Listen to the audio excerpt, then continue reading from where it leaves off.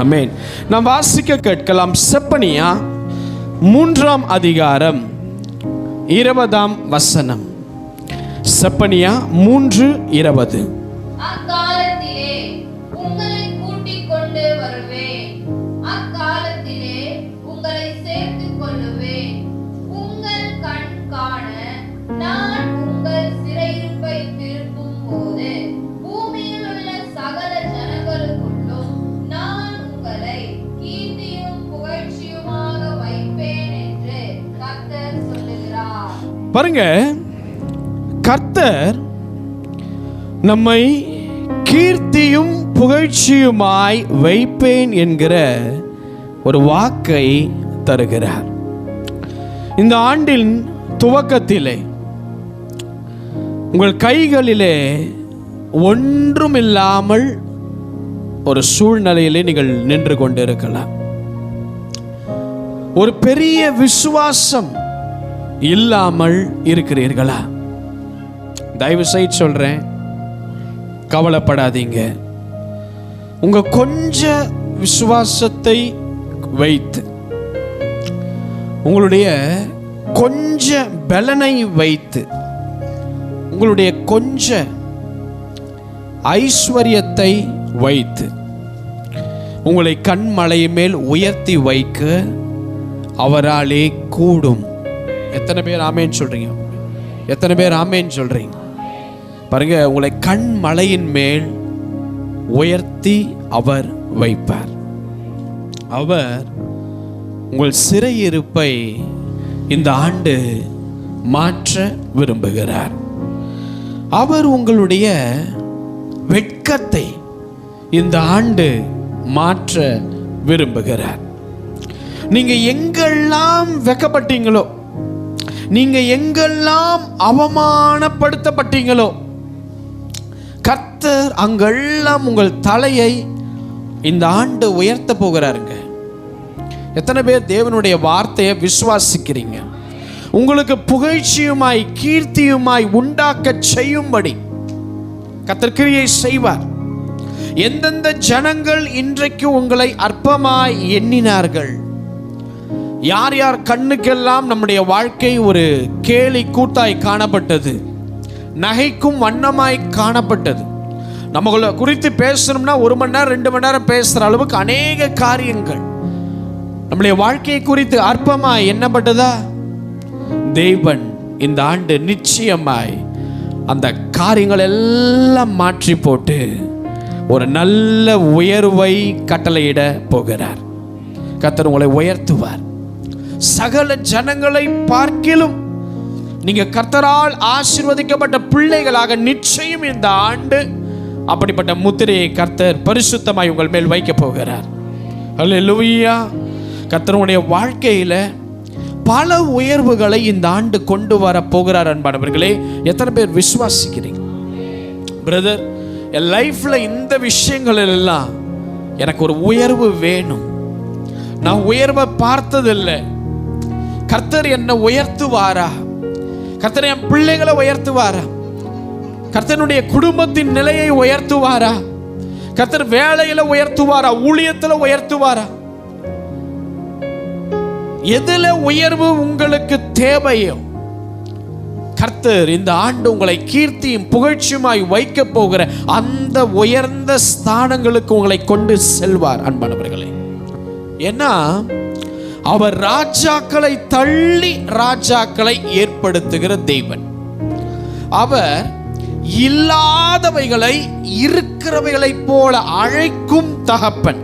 எத்தனை பேர் ஆமென் சொல்றீங்க? அவரால் கூடாத காரியம் ஒன்றும் இல்லை. என அன்பானவர்களே, அவர் உங்கள் நிலையை மாற்றி ஒரு உயர்வை கட்டளையிட விரும்புகிறார்.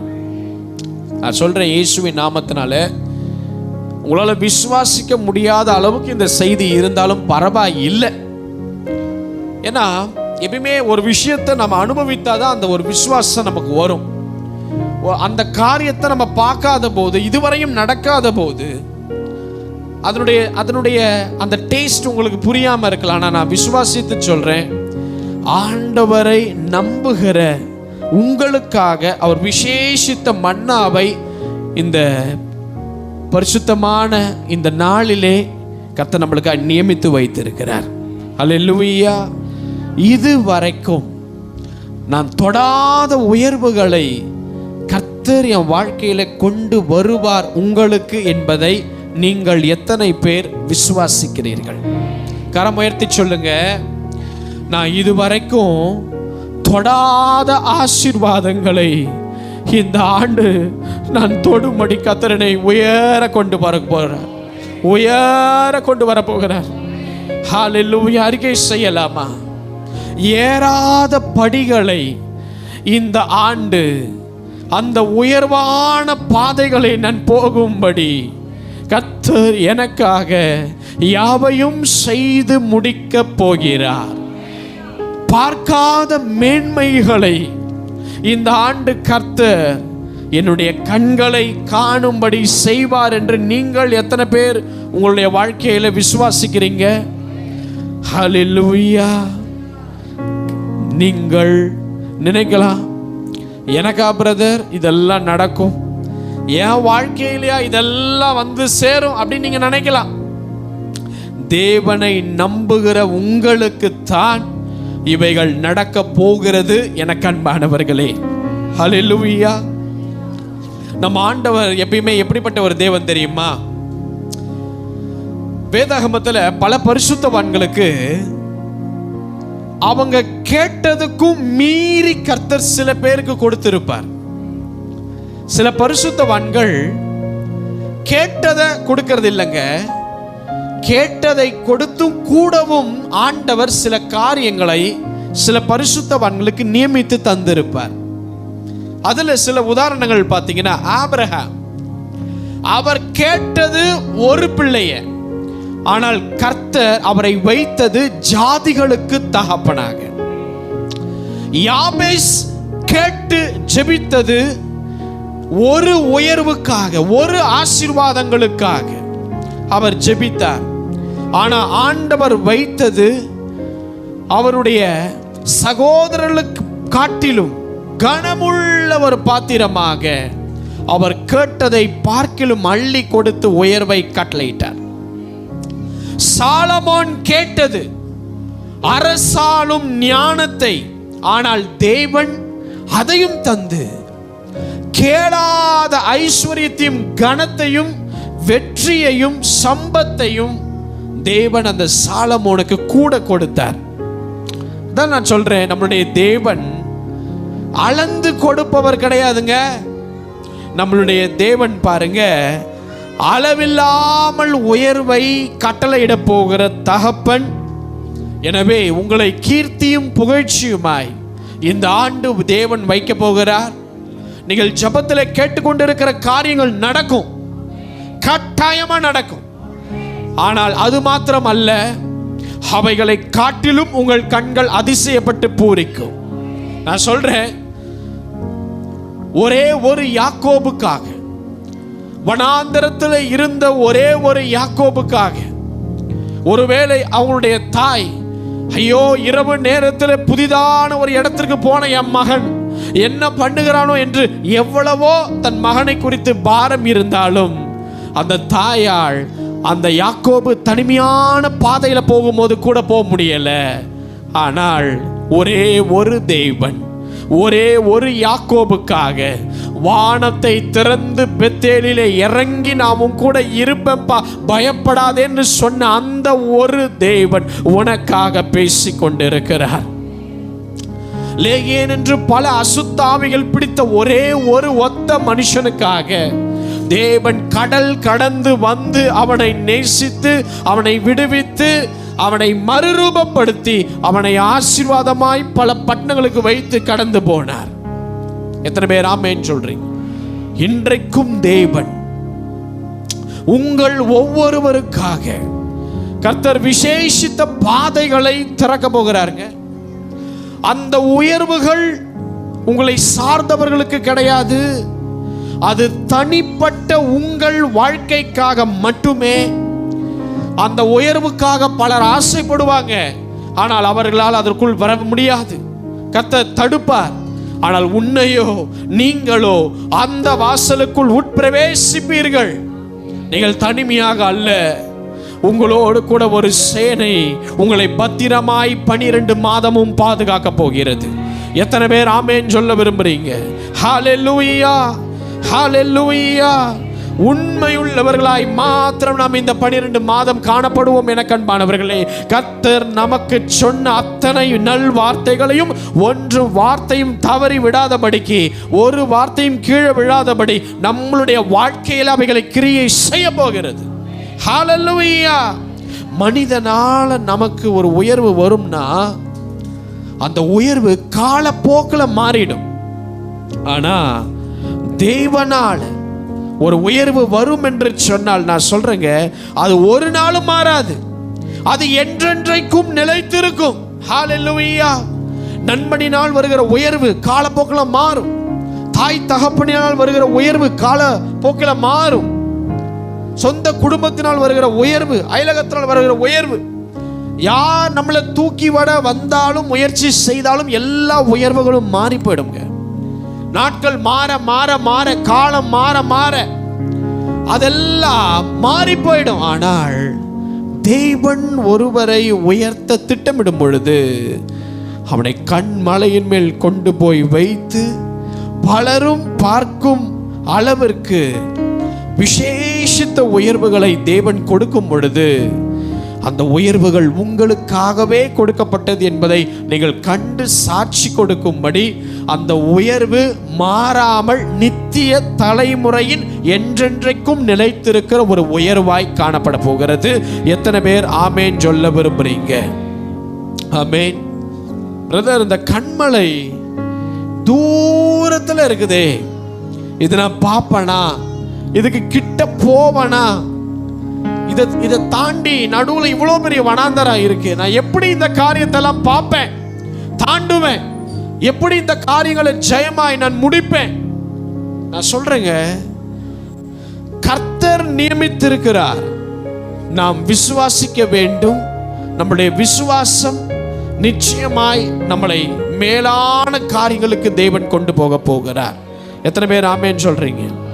இல்லை பிரதர், என்னால ஒரு சின்ன குழியில் இருந்தே மேல வர முடியல, என்னால இந்த வனாந்தரத்தையும் தாண்டவே முடியாது, அதுக்கும் மேலாக இருக்கிற உயரமான கண்மலைக்கு நான் எப்படி ஏறுவேன், எப்படி வருவேன், எப்படி சாதிப்பேன், எப்படி உயர்த்தப்படுவேன் என்ற உங்களுடைய பல கேள்விகளுக்கு ஒரே பதில் என்ன தெரியுமா? கர்த்தரால் ஆகாத காரியம் ஒன்றும் இல்லை.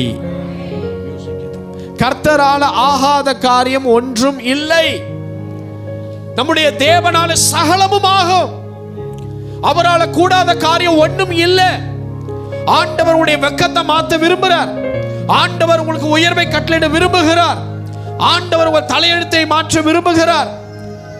தேவன் உங்களுடைய அவமானங்களை மாற்ற விரும்புகிறார். தனிமைப்படுத்தப்பட்ட சூழ்நிலையை மாற்ற விரும்புகிறார். உங்களுடைய வனாந்தரத்தை, ஒன்றுமில்லாத இருக்கிற சூழலை, வெட்கப்பட்ட நிலையை, கைவிடப்பட்ட நிலையை, தனியா தவிக்கிற ஒரு நிலையை எல்லாத்தையும் உங்கள் தேவனாகி இயேசு கிறிஸ்து மாற்றி போட்டு இந்த ஆண்டு கர்த்தர் உங்களை தலை நிமிர பண்ணுவார். இந்த ஆண்டு கர்த்தர் உங்களை தலை தூக்க வைப்பார். நீ இந்த ஆசீர்வாதத்தை பெற்றுக்கொள்ள எப்படி உனக்கு இந்த ஆசீர்வாதங்கள் உன் வாழ்க்கையில நடந்ததுன்னு பலர் கேட்பாங்க. இந்த வருடம் நீங்க சொல்ல வேண்டும், என் தேவனால் கூடாத காரியம் ஒன்றுமில்லை. உலகத்தில் இருப்பவனிலும் எனக்குள் இருப்பவர் பெரியவர், அவரால் இந்த காரியம் நடந்தது. எத்தனை பேர் ஆமேன் சொல்றீங்க? கரமுயர்த்தி சொல்லுங்க, என் தேவனால் ஆகாத காரியம் இந்த பூமியிலே ஒன்றுமில்லை. எல்லாம் விசுவாச அறிக்கை பண்ணலாமா? அவர் சிறியவனை புழுதியிலிருந்து தூக்குவாருங்க. அவர் எளியவனை குப்பையிலிருந்து உயர்த்துவாராங்க. அவளை பிரபுக்களோடு உட்கார பண்ணி மகிமையுள்ள சிங்காசனத்தை சுதந்திரிக்கவும் கொடுப்பாராங்க. அவனை சொல்லட்டுமா, யாக்கோபு ஒரு நாளும் நினைச்சிருக்க மாட்டார். என்ன தெரியுமா? ஒரு தானியத்திற்காக என்னுடைய மகன் யோசேப்பு கிட்ட போய் நான் நிப்பேன் அப்படின்னு அவர் கனவுல கூட நினைத்திருக்க மாட்டார். எத்தனை பேர் ஆமேன்னு சொல்றீங்க? என் பையன் யோசேப்பு கிட்ட சோறு வேணும்டா, பஞ்சண்டா, எங்க தேசத்துல உன் தானியத்தை கொடுடா அப்படின்னுட்டு யாக்கோபு யோசேப்பு கிட்ட கேப்பன்னு கனவுல கூட நினைச்சிருக்க மாட்டார்.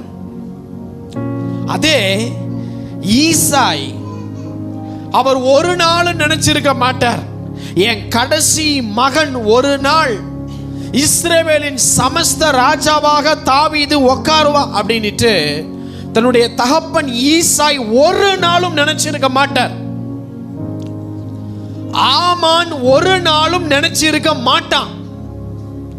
வெளியே நிக்கிற ஒரு செக்யூரிட்டி, அந்த செக்யூரிட்டிக்கு எனக்கு வர வேண்டிய கணம் அவருக்கு போகும் அப்படின்ட்டு ஒரு நாளும் ஆமான் நினைச்சு இருக்கவே மாட்டான்.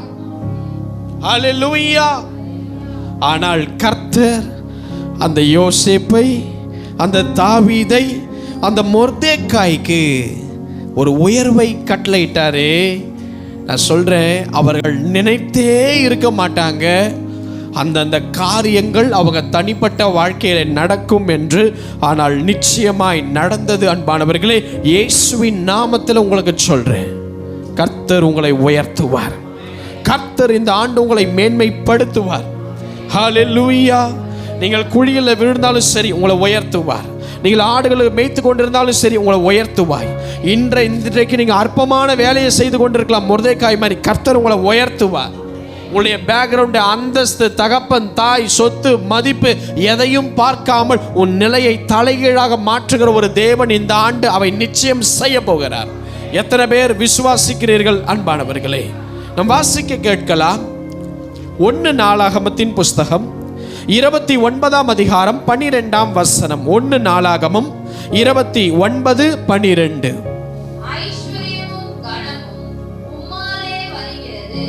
தேவரீர் எல்லாவற்றையும் ஆளுகிறவர். உம்முடைய கரத்திலே சத்துவமும் வல்லமையும் உண்டு. எவரையும் மேன்மைப்படுத்தவும் பலப்படுத்தவும் உம்முடைய கரத்தினால் ஆகும். அப்படியே நம்ம சொல்லலாம். இங்க பாருங்க, என்ன பாருங்களேன், எவனையும் மேன்மைப்படுத்த சொல்லலாமா? எவளையும் மேன்மைப்படுத்த சொல்லலாமா? ஒரு கரத்தினால ஆகும். எத்தனை பேர் விசுவாசிக்கிறீங்க? ஹல்லேலூயா, ஹல்லேலூயா. எவரையும் மேன்மைப்படுத்த, யாரையும் உயர்த்த யாரால ஆகும்? ஒரே ஒருத்தருடைய கரத்தினால ஆகும். ஹல்லேலூயா. எத்தனை பேர் விசுவாசிக்கிறீங்க அன்பானவர்களே? பாருங்க, தாவீது என்கிற தேவ மனுஷனுக்கு நல்லா தெரியும், கர்த்தருடைய கரத்தில் இருந்து என் வாழ்க்கை உயர்த்தப்பட்டது. எத்தனை பேர் ஆமென் சொல்றீங்க? பாருங்க, இது வரைக்கும் வாலிபனாய் இருந்த அந்த தாவீது போரை பார்த்தது இல்லை. அதுக்கு முன்னாடி போற பார்த்தது இல்லை, அதுக்கு முன்னாடி யுத்த காலத்தை பார்த்தது இல்லை, அதுக்கு முன்னாடி ஒரு பெரிய வாளை கையில தூக்கினது இல்லை, அதுக்கு முன்னாடி தன் கூட இருந்த சகோதரர்களுடைய யுத்தம் சார்ந்த அந்த டிரெஸ் தொட்டது கூட இல்லை, அவரை விடல. எத்தனை பேர் ஆமென் சொல்றீங்க? இது வரைக்கும் தேவன் ஒரு உயர்வை கொடுக்கிறதுக்கு முன்னாடி தாவீது அந்த ஆடையை அணிந்ததில்லை, வாளை தூக்கினதில்லை, போற பார்த்ததில்லை, யுத்த களம்னா ஒண்ணு என்னன்னு தெரியாது, எதுவும் தெரியாது. ஆனால் ஒரு மிகப்பெரிய வெற்றி அவருடைய வாழ்க்கையில உண்டானது. ஹல்லேலூயா. அவருக்கு நல்லா தெரியும், இந்த வெற்றிக்கு அவர் தகுதி இல்லை, அது அவரால் நடந்ததுன்னு அவருக்கு தெரியும். அன்பானவர்கள், அது அவரால் நடக்கல, அது தேவனுடைய கிருபை. தேவன் அவரை கொடுக்கப்பட்ட அந்த அபிஷேகம் வேலை செய்ய ஆரம்பித்தது. நான் இயேசுவின் நாமத்தில் சொல்றேன், தேவன் உங்களுக்கு கொடுக்கப்பட்ட அபிஷேகங்கள் இந்த ஆண்டு வேலைகளை செய்ய ஆரம்பிக்கும். என்ன வேலை தெரியுமா? உன் கால் எங்க நிக்கணுமோ அந்த அபிஷேகம் உன்னை கொண்டு போகும். உன்னை எங்க உயர்த்தணுமோ அந்த அபிஷேகம் கொண்டு போகும்.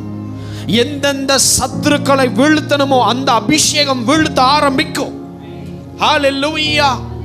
தேவன் உனக்கு பின்னாடியே நிற்க போகிறார். யூதராஜ சிங்கம் உன் பக்கத்திலே இருக்க போகிறார்.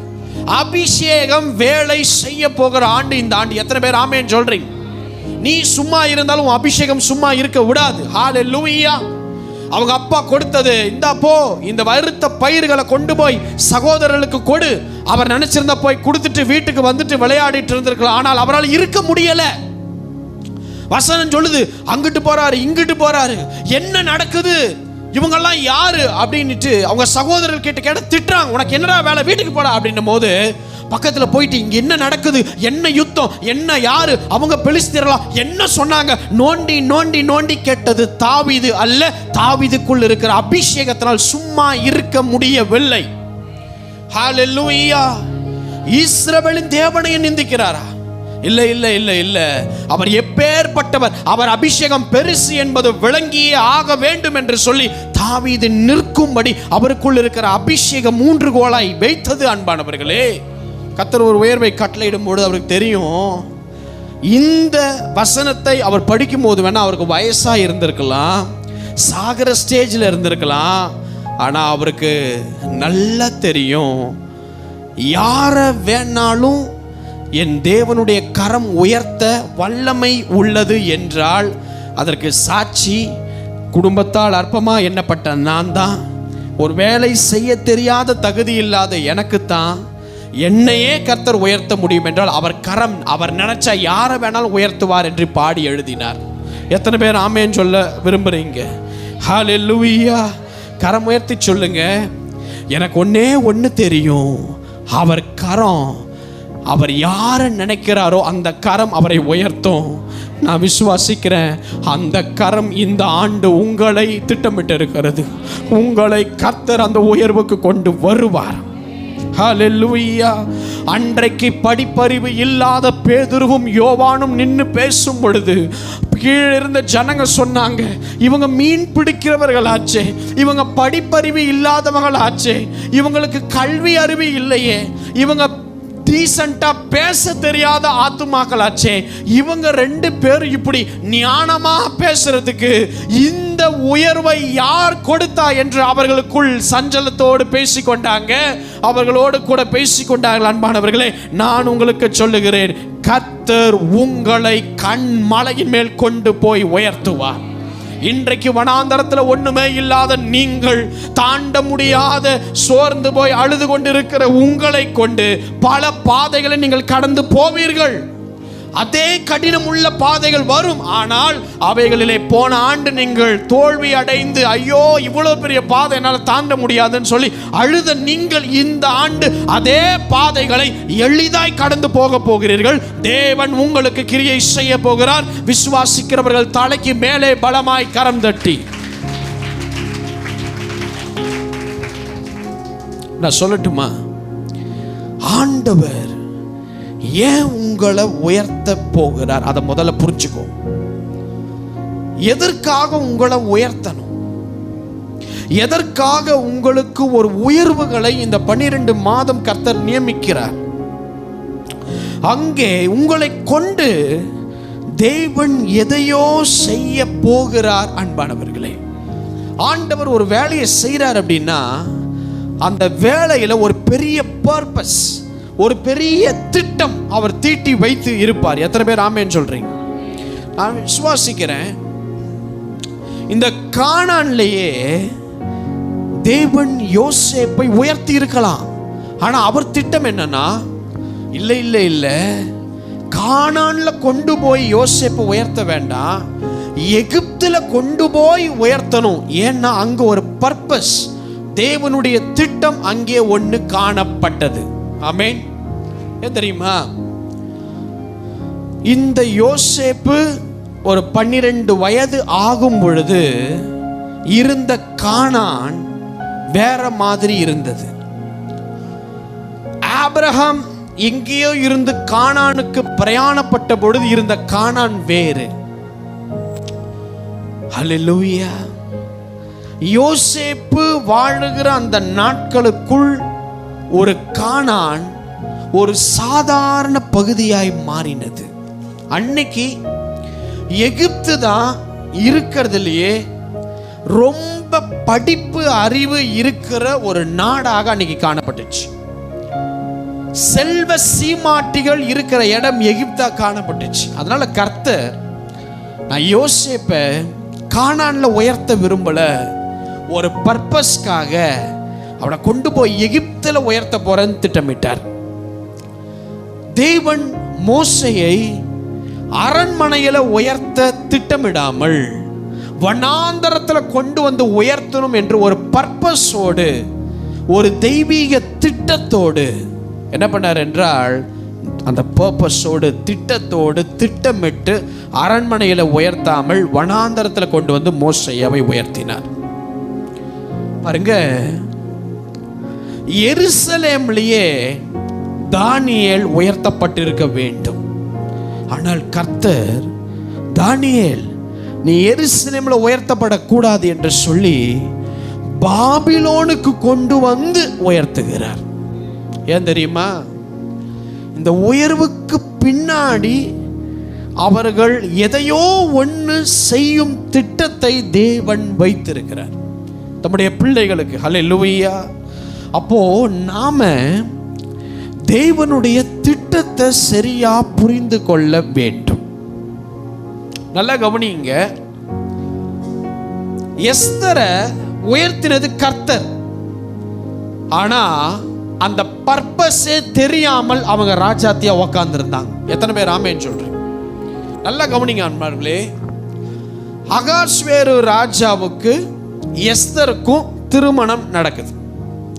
இப்போ இந்த அகாஸ்வேரு ராஜாவுக்கும் எஸ்தருக்கும் திருமணம் முடியுது. இப்போ இந்த எஸ்தர் ராணியாக, ராஜாத்தியாக வந்துட்டாங்க. ஒரு சாதாரண பெண் என்கிற ஒரு பட்டத்தை தேவன் மாற்றினார். தாய் தகப்பன் சின்ன பிள்ளையாய் எஸ்தர் இருக்கும் போதே செத்துட்டாங்க. கர்த்தர் அவங்கள வளர்க்கறதுக்கு ஒரு மொர்தெக்காயை நியமித்து வளர்ப்பு தகப்பனாக எடுத்து வளர்த்து, தேவன் அந்த எஸ்தர் மேல ஒரு பெரிய திட்டத்தோடு கூட வைத்திருந்தார். அப்போ தகுதி இல்லாத அவங்களுக்கு ஒரு நாள் புகழும் கனமும் மகிமையும் கண்மலையின் மேல் நிற்கும் தகுதியை கர்த்தர் தான் ஏற்படுத்தி தந்தார். அப்போ ஆனா அவங்களுக்கு ஒன்னே ஒன்று புரியல, இந்த உயர்வில் நான் என்ன செய்ய வேண்டும்? எத்தனை பேர் ஆமென் சொல்றீங்க? பாருங்க, இந்த செய்தி இந்த 12 மாசத்துக்குள்ள நடந்ததுக்கு அப்புறம், இந்த உயர்வுக்கு அப்புறம் நீங்க என்ன பண்ணணும் என்று தேவன் பேசுறார். அதான் விசுவாசம். எத்தனை பேர் ஆமென் சொல்றீங்க? இப்போ அகாஸ்வேரு ராஜா தான் கையில் இருக்கிற மோதிரத்தை கழட்டி ஆமான் கிட்ட கொடுக்குறாப்புல. அந்த ஆமான் அதற்கு போட்டுட்டு ஒரு முத்திரையை செயலிட்டு யூத குலத்தை அழிக்கணும்னு சத்ருவா இருக்கிறான். ரைட். இப்போ ராஜா சொல்றாரு, அந்த வெள்ளியை நீயே வைத்துக்கொள். அகாஸ்வேரு சொல்றாரு ஆமானை பார்த்து, நீயே வைத்துக்கொள் அந்த வெள்ளியை அப்படின்னுட்டு, நீ நினைக்கிற அழிக்கணும்னு நினைக்கிற ஜனங்களுக்கு உன் இஷ்டப்படி நீ செய்ப்பா. இப்ப நல்லா கவனிங்க, அவன் அழிக்கணும் அப்படின்னு திட்டமிட்டது எந்த மாதம் அப்படின்னா 12வது மாதம். அன்றைக்கு 12வது மாசம் 13வது தேதியில யூத குலத்துல ஒரே ஒரு ஆள் இருக்கக்கூடாது. சிறியோர், பெரியோர், குழந்தை, வாலிபர்கள், பெண்கள், எல்லா யூதர்களையும் கொன்னுறணும் அப்படின்ட்டு ராஜாவுடைய மோதிரத்தினுடைய முத்திரையை குத்தி கட்டளையா எழுதி எந்தெந்த நாடுகளுக்கு இந்த ராஜா எஸ்தர் ராணியா இருக்கிறவங்களோ அந்தந்த நாடுகளுக்கு அனுப்பணும் சொல்லி அனுப்பிட்டான். நல்லா கவனிங்க, இதை செயல்படுத்தும் பொழுது கர்த்தருடைய முழு கவனமும் எங்க இருந்தது தெரியுமா? ஐயோ, அகாஸ்வேருடைய முத்திரை இவங்கிட்ட வந்துருச்சே, கர்த்தர் நினைக்கல. ஆமான் எழுதி அனுப்பிட்டானே, கர்த்தர் நினைக்கல. யூதர் குலம் அழிய போதா, கர்த்தர் அதை நினைச்சு ஷாக் ஆகல. கர்த்தருடைய முழு பார்வையும் யார் மேல இருந்ததுன்னா, இந்த எஸ்தர் அங்க இது நடக்கிற வரைக்கும் என்ன பண்ணிக்கிட்டு இருக்குது. எத்தனை பேர் ஆமென் சொல்றீங்க? இப்ப என்ன தெரியுமா ஆச்சு? இந்த செய்தியை கேட்கும் போது மொர்தெக்காய் தான் வஸ்திரத்தை கிழித்து தலையில சாம்பல் போட்டுட்டு நகரத்தின் நடுவிலே மகா சத்தத்துடனே அலறி, அதாவது ஐயோ அழிய போதே அப்படின்னு எங்க தெரியுமா ஓடி வந்தாரு? அரண்மனை வாசலுக்குள்ள ஓடி வந்தார். இந்த செய்தியை கேட்டவுடனே அவரால் ஷாக் தாங்க முடியல, ஒரு பெரிய பேரதிர்ச்சி தாங்க முடியல. அப்போ அவர் சொல்ற ஒரு வார்த்தை என்ன தெரியுமா?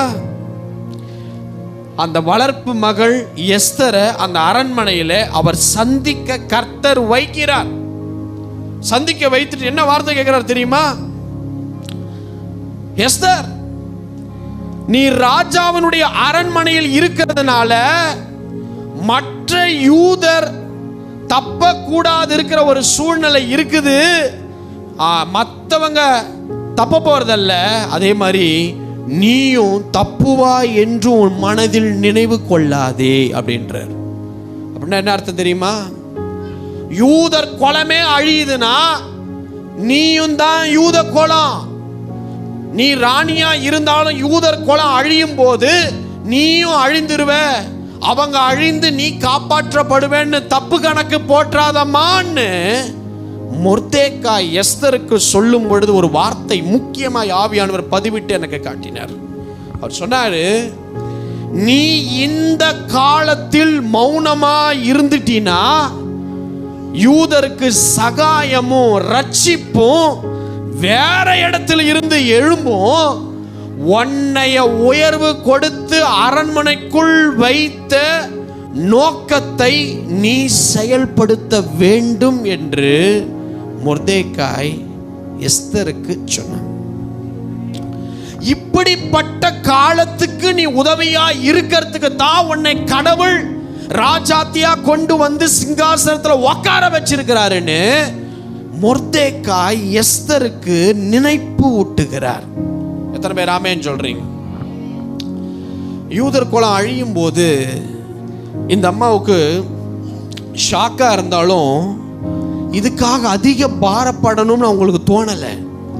ஆனா வளர்ப்பு தகப்பன் இந்த வார்த்தையை சொல்லும் பொழுது இதுக்காக தாமா உன்னை கொண்டு வந்து ராணியா வச்சிருக்கிறாரு, அந்த உயர்வுக்கு பின்னாடி ஒரு பர்பஸ் இருக்கு, அந்த பர்பஸை எஸ்தரை நீ மறந்துட்ட, நீ அதை யோசி அப்படின்னு சொன்ன போதுதான் எஸ்தருக்கு ஞாபகம் வருது, ஐயோ இந்த காரியத்திற்கு முன்கால் வைப்பதற்கு யாராலையும் முடியாது, என்னால மட்டும்தான் முடியும்னு சொல்லி அதுக்கப்புறம் தான் அவர்கள் உபவாசம் நாளை நியமித்து அவர்கள் சொல்றாங்க, நான் ராஜா கிட்ட இதை பத்தி பேசும் பொழுது என் ஜீவன் போனாலும் பரவாயில்லை, நான் போய் பேச போகிறேன் என்று போறாங்க. அல்லேலூயா. இந்த ஆண்டு இது உங்களுக்கு நடக்கும். கர்த்தர் உங்க வேலையில உயர்த்தி வைத்திருக்கும் போது ஒரு பர்பஸ் அங்க இருக்கு. கர்த்தர் குடும்பத்தில் உங்களை உயர்த்தும் போது ஒரு பெரிய திட்டம் அதுக்குள்ள இருக்கு. கர்த்தர் ஊழியத்தில் உங்களை உயர்த்தும் போது அதுக்கு பின்னாடி பேக்ரவுண்ட்ல தேவனுடைய திட்டம் ஒன்று இருக்கு. கர்த்தர் உங்களுடைய பிள்ளைகளுக்கு ஒரு உயர்வை கட்டளையிடும் போது அந்த உயர்வின் சுமையை மாத்திரம் நீங்க பார்க்காம அந்த உயர்வு கர்த்தர் கொடுக்க போறதனுடைய பர்பஸ் என்ன? ஹல்லேலூயா. யோசேப்புக்கு அந்த பர்பஸ் அப்ப புரியல, அதுக்கப்புறம் புரிந்தது. ஓ, என்னால பல நாடுகள் செழிப்படையதுக்காக கர்த்தர் என்னை கானான்ல உயர்த்தாம என்னை கொண்டு வந்து எகிப்தில உயர்த்தினார். ஹல்லேலூயா.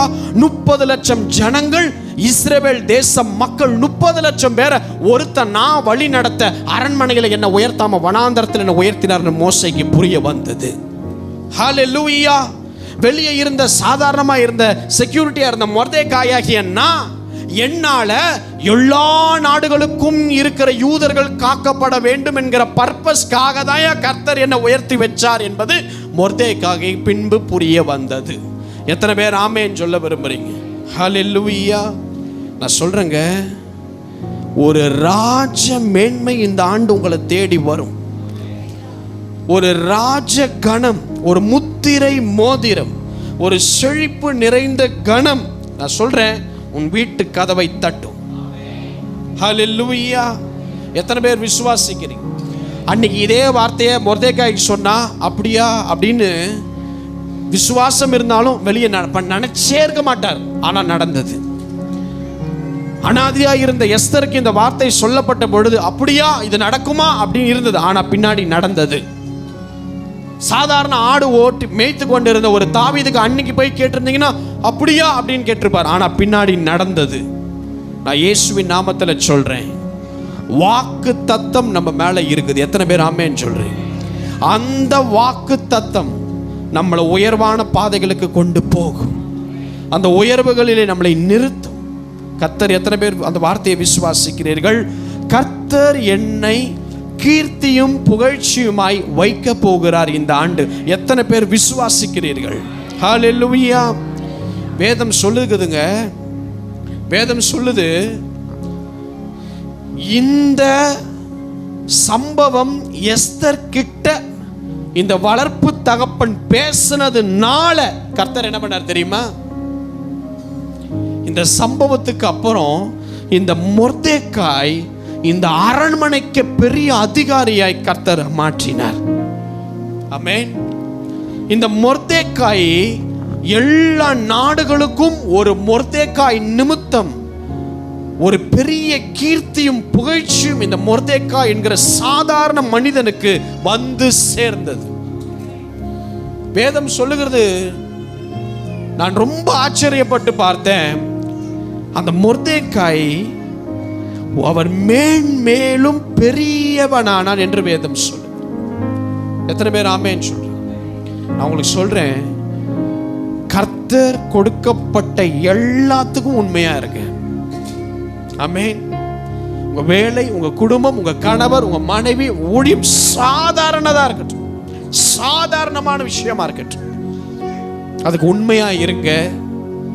கர்த்தர் அந்த உண்மைக்கு அந்த பலனை தரப்போகிறார். எத்தனை பேர் விசுவாசிக்கிறீங்க? இன்று நீங்கள் கூட சாதாரணமா நீங்க நிக்கிறீங்க. ஆனா நான் கர்த்தருடைய வசனத்தை பேசுறேன். நான் உங்களுடைய நிலையை பார்க்கல. நீங்க யார், உங்க ஸ்டேட்டஸ் யார், உங்க பேங்க் ஃபினான்ஷியல் ஸ்டேட்மெண்ட் என்ன, எதுவா இருந்தாலும் அதை பத்தி எனக்கு கவலை இல்லை. நான் வசனத்தை சொல்றேன். அந்த வசனம் உங்களை உயர்த்த ஆரம்பிக்கும். எத்தனை பேர் ஆமென் சொல்றீங்க? கண் மலையில கர்த்தர் உங்களை கொண்டு போய் வைப்பார். ஹல்லேலூயா. அது யோசேப்புக்கு நடக்கும், தாவீதுக்கு நடக்கும், யாக்கோபிற்கு நடக்கும், ஒரு மொர்தெக்காய்க்கு நடக்கும் என்றால் சத்தியமாய் அது உனக்கும் எனக்கும் அது பலிக்கும். இயேசுவின் நாமத்தில் சொல்றேன். எத்தனை பேர் விசுவாசிக்கிற? தலைக்கு மேல பலமாய் கரம் தட்டு. நாம் கடைசியாக ஒரு வசனத்தை வாசித்து முடிக்கலாம். யாக்கோபு 4 அதிகாரம் 6 யாக்கோபு 4:6. அவர் அதிகமான கிருபையை அளிக்கிறாரே, ஆதலால் தேவன் பெருமையுள்ளவர்களுக்கு எதிர்த்து நிற்கிறார், தாழ்மையுள்ளவர்களுக்கோ கிருபை அளிக்கிறார் என்று சொல்லி இருக்கிறது. பாருங்க, இந்த ஆண்டு அந்த உயர்வு உங்கள் வாழ்க்கையில வரும் பொழுது உங்களுக்குள்ள வரவே கூடாத ஒரு எண்ணம் என்ன தெரியுமா? என்னது சொல்லுங்களேன்? என்னது? அந்த பெருமை இந்த உயர்வுக்கு அப்புறம் உங்களுக்கு வரவே கூடாது. எத்தனை பேர் ஆமென் சொல்றீங்க? பாருங்க, இந்த வசனம் யாக்கோபையா எழுதும் பொழுது பாருங்க, அவர் பெருமை உள்ளவர்களுக்கு எப்படி நிற்பாரா? அதாவது அது தேவ பிள்ளைகளா இருந்தாலுமே பெருமை உள்ளவனுக்கு கர்த்தர் எதிர்த்து இருப்பார். இந்த வருஷம் உங்களுக்கு வரப்போகிற உயர்வு, கனம், மேன்மை, மகிமை, மகத்துவம், ஆச்சரியமான காரியங்கள், உயர்வு எது நடந்தாலும் பெருசாய் நாம் அலட்டி கொள்ளவே கூடாது. எத்தனை பேர் ஆமென் சொல்றீங்க? இதெல்லாம் கடவுள் நம்மளோடு இருக்கிறதுக்குரிய அடையாளம், அவ்வளவுதான். அல்லேலூயா. அதனால நம்ம அதையே பிடிச்சு கொண்டே நாம் இருந்துட போறோமா? சொல்லுங்க பார்க்கலாம். கர்த்தர் நல்ல சொந்த சுதந்திரிப்பை கொடுக்கிறாருன்னா அதையே பிடிச்சிக்கிட்டு நம்ம இருந்துட முடியுமா? அப்போ தேவன் உங்களோடு இருப்பதற்குரிய அடையாளம் அதெல்லாம் நடக்கும். ஆனால் கர்த்தர் அந்த பெருமை உனக்குள் இந்த ஆண்டு வரவே கூடாது என்பதையும் இப்பொழுது பேசுகிறார். எத்தனை பேர் ஆமென் சொல்றீங்க? நான் சொல்றேன், இந்த ஆண்டு இந்த வார்த்தைகள் எல்லாம் உங்க வாயில வரும். அது வராமல் காத்துக்கொள்ள நீங்கள் கிருபையை கர்த்தரிடத்தில் பெற்றுக்கொள்ள வேண்டும். ஆமென். கண் மலையின் மேல நிற்கும் பொழுது நீங்க சொல்லுவீங்க, நான் உழைத்தேன், அதனால் நான் உயர்த்தப்பட்டேன். அதை சொல்லாதீங்க. நான் கஷ்டப்பட்டேன், அதனால தான் இன்னைக்கு நான் ஸ்டாண்டர்டா நிக்கிறேன்.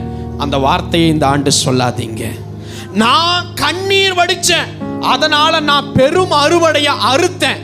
இந்த ஆண்டு அந்த வார்த்தையை சொல்லாதீங்க. நீங்க சொல்ல வேண்டியது என்ன என்றால், அவர் எனக்கு தந்த அந்த கிருபை அது மேலான ஒன்று. இன்றைக்கு அந்த நிலையில் நான் நிற்பதற்கு காரணம் அவருடைய கிருபை. நான் பெற்றுக்கொண்டவன். இந்த ஆண்டு என்ன சொல்லணும்? இந்த ஆண்டு நான் வேர்வை சிந்ததுனால என் கடன் அடைச்சேன், நான் வேலைக்கு போனதுனால என் குடும்பம் நல்ல சாப்பாடு சாப்பிட்டது இல்லை, நான் இந்த ஸ்டாண்டர்டுக்கு இந்த உயர்வுக்கு நான் வரத்துக்கு காரணம் நான் கண்ணீர் வடிச்ச நாள் கிடையாது. ஆண்டவருடைய கிருபை. எத்தனை பேர் ஆமென் சொல்றீங்க? யோசேப்பு ஆண்டவர் ஒரு பிரைம் மினிஸ்டரா உட்கார வைக்கும் பொழுது பாருங்க, நான் அப்படியே யோசித்து பார்த்தேன், எந்த இடத்துலயாவது இந்த மனுஷனுக்கு ஒரு பெருமை வந்ததா அப்படின்னா ஒரு இடத்துலையும் வரல. அவர் எப்படி குழியில இருக்கும்போது இருந்தாரோ அதே நிலைதான் அவர் ஒரு பிரதமராக உட்காரும் பொழுதும் இருந்தது. எத்தனை பேர் ஆமென் சொல்றீங்க?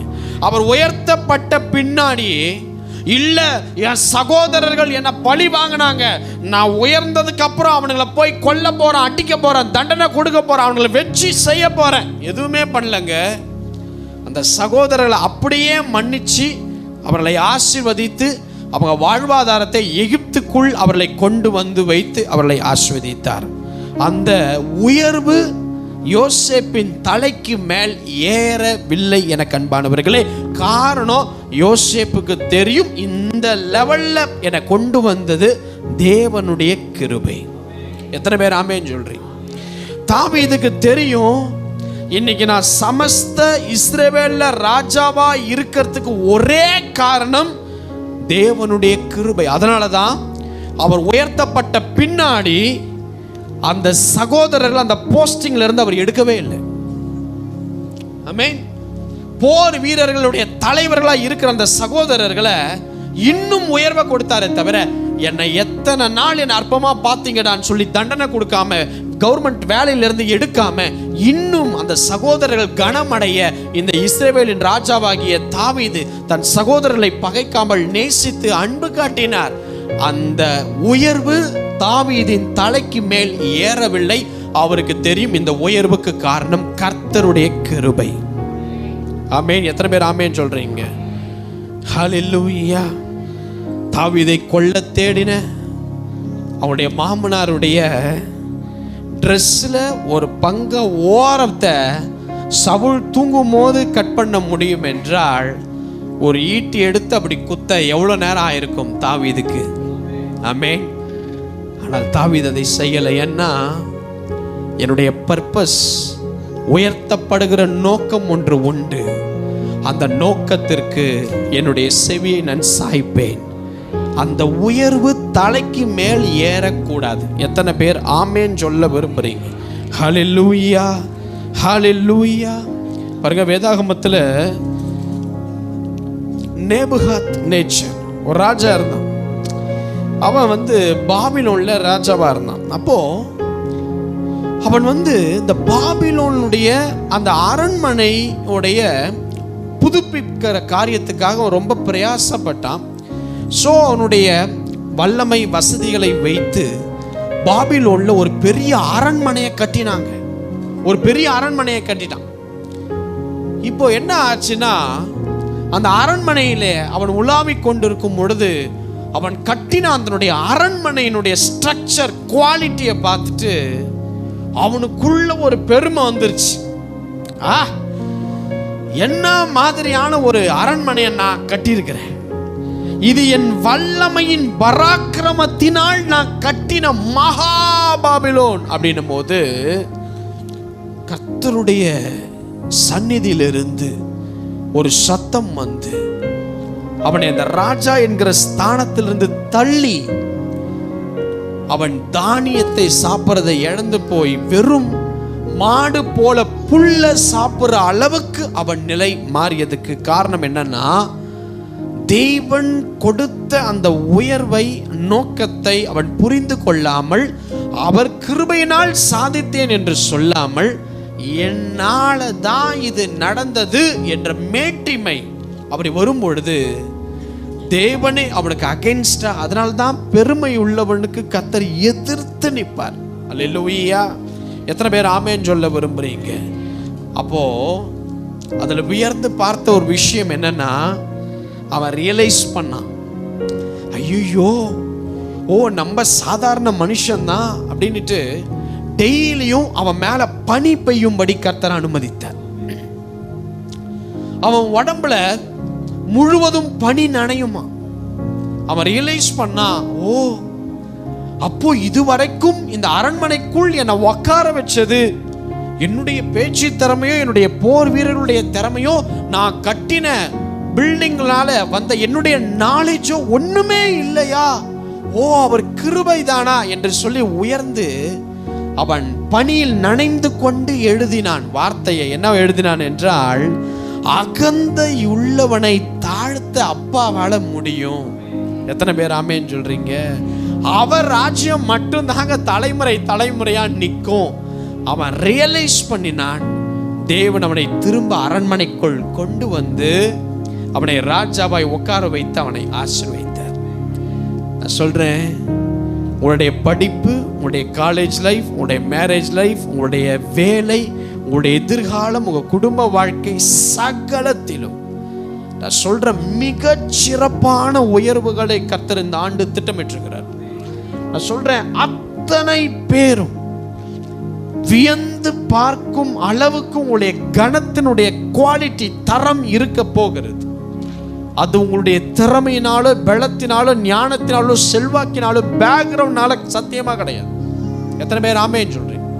ஆபிரகாம் தேவன் அழைக்கும் போதே பெரிய ஐஸ்வர்யவான். ஆனால் கர்த்தர், உன்கிட்ட இருந்தது ஐஸ்வர்யம், ஆனால் நான் உனக்கு கொடுக்க போகிற ஐஸ்வர்யத்தினுடைய கிருபை அதிகமா இருக்குதுன்னு சொல்லி கர்த்தர் அழைத்து இன்னும் பெரியவராய் மாற்றினார். என்னதான் ஆபிரகாம் பெரியவரா இருந்தாலும், ஈசாக்குக்கு எல்லா ஆசீர்வாதம் ஆட்டோமேட்டிக்கா கடத்தாலும், அவர் விதைச்ச விதைக்கு 100 மடங்கு ஆசீர்வாதத்தை ஈசாக்குக்கு தேவன் கொடுத்தார், ஆபிரகாம் அல்ல. என்னதான் ஈசாக்கு பெரிய ஆளா இருந்தாலும், யாக்கோபு ஒன்றுமில்லாமல் போகும் பொழுது அவருடைய அப்பாவுடைய ஒரு ஆசீர்வாதம் வரவில்லை. 2 பரிவாரனுடைய ஆசீர்வாதத்தை சம்பாதித்தது ஒரே காரணம், யாக்கோபின் தேவன் யாக்கோபுக்கு கொடுத்ததனால் மட்டும். என்னதான் யாக்கோபு பெரிய ஆளா இருந்தாலும், யோசேப்பு எகிப்திலே பிரதமர் ஆகுவதற்கு யாக்கோபுடைய செல்வாக்கு தேவைப்படவில்லை. யோசேப்பை உயர்த்தினது அங்கே கர்த்தர். எத்தனை பேர் ஆமென் சொல்றீங்க? ஹalleluya. எத்தனை பேர் கரம் உயர்த்தி சொல்றீங்க, என்னை உயர்த்த ஒரு கரம் இந்த ஆண்டு பிரயாசப்பட போகிறது? ஹalleluya, ஹalleluya. கர்த்தர் உங்களை உயர்த்துகிற ஆண்டாகவும், கீர்த்தியும் புகழ்ச்சியுமாய் வைக்க போகிற ஆண்டாகவும், மகிமையான ஆண்டாகவும் இந்த ஆண்டு அமைய போகிறது. எனக்கு அன்பானவர்களே, யோவான் ஸ்நானகர் என்ற தேவ மனுஷன் சொன்னாரு, அவர் பெருகணும்பா, நான் சிறுகணும்பா. அவருடைய பாத ரட்சைகளுடைய வாரை அவிழ்ப்பதற்கு கூட நான் தகுதி உள்ளவன் அல்ல என்று அவர் சொன்னார். எனக்கு அன்பானவர்களே, தாழ்மை உள்ளவனை இந்த ஆண்டு கிருபை உயர்த்தும். அந்த உயர்வு வந்த பின் உங்கள் தலையில் ஏறிக்கொள்ளாமல் பாதுகாத்துக் கொள்ளுங்க. அந்த உயர்வுக்கு என்னை கர்த்தர் ஏன் வெச்சாரு, பர்பஸை புரிந்து கொண்டு செயல்படுங்க. இந்த ஆண்டு கர்த்தர் உங்களை உயர்த்துவார். இந்த ஆண்டு கர்த்தர் உங்களை கண் மலையின் மேல நிறுத்துவார். இந்த ஆண்டு உங்கள் தலை அவரால் உயர்த்தப்படும். இந்த ஆண்டு கர்த்தர் ஒவ்வொரு மனிதன் மனுஷிக்கு முன்பதாக உங்களை மேன்மையாய் வைக்க போகிறார். எத்தனை பேர்